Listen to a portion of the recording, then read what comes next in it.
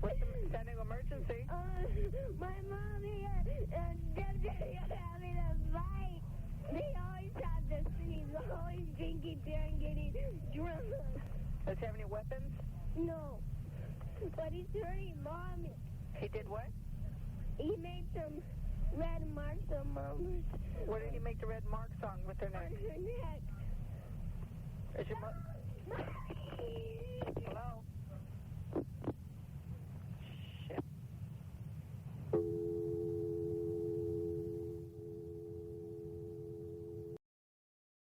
So my name is Felisa, and I am the mother of two wonderful boys.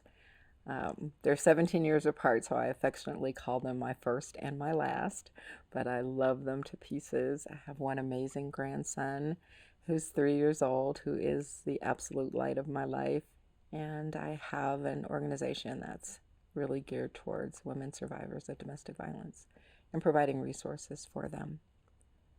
So that's kind of me in a nutshell. And so we went out to the local bowling alley, did a little bowling, hung out in it's like a sports bar, watched some game. And when we left, my apartment was about, I don't know, 3-4 blocks from the sports bar.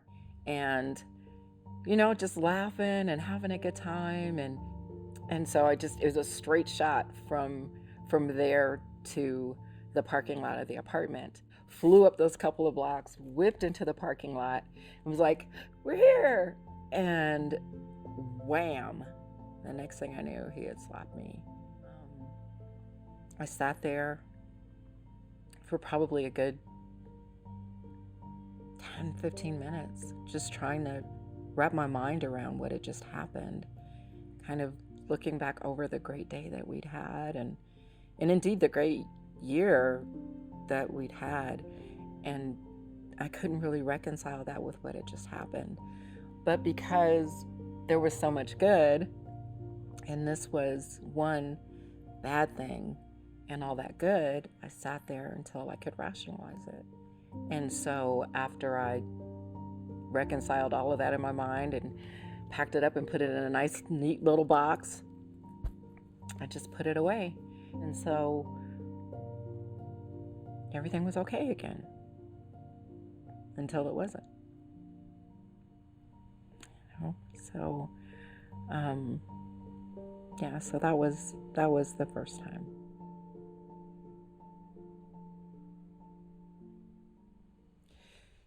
Actually still kind of hard to talk about. My son had got home from school. I was at work, and so he got home from school and he went to go play with a neighbor down the hall. So when I got home from work, I hadn't even had a chance to put my purse down, take my coat off, anything. And he called my son into the living room and he said, "Tell your mom what you did." And my son's like, well, he thought that I didn't say anything before I went to go play with my friend, but I did. I told him I was going. He must not have heard me, but I wouldn't have left without saying anything. And I was like, oh, okay. Totally reasonable. We both of us, guard down, like, oh, well, that's it. Everything's resolved. And suddenly he backhanded me to the floor in front of my son, and the look on his face was fear, terror, disbelief, pain for me. And all of that happened in just a split second. And just a half a minute later, he looked at my son and he said, "Every time you mess up, she's gonna get it." And so that dramatically changed the dynamic in the home. And man, when you talk about walking on eggshells all the time, I had an occasion to hear some of my abuser's story directly from his own mouth after that had happened, and just hearing the abuse that he had suffered, physical and sexual, from his dad, his uncles. And it broke my heart. It really did.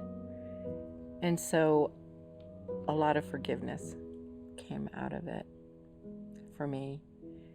And I was able to convey that same mindset, if you will, to my son, that despite everything he put us through, God made a way for us to get out and to be safe and to live the life that we're living. But he's forever caught up in that hell.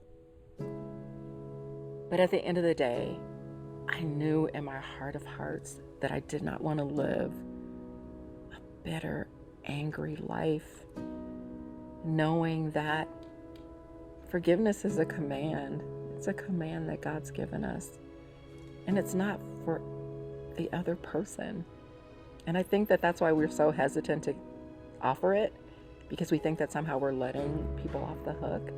But we're really not. It was 100% for me, so that I could be free. And so that was my prayer. God, show me something, some way, somehow, for me to have forgiveness for this person. So one of the greatest lights of my life, other than my amazing two sons, of course, is my grandson. And, just looking at him reminds me of really the blessing of being able to give and to receive love like that. Like, how different would my life have been? What kind of grandmother might I be now had I become bitter and angry and wallowing in what happened to me? And I found that what you look for, you find.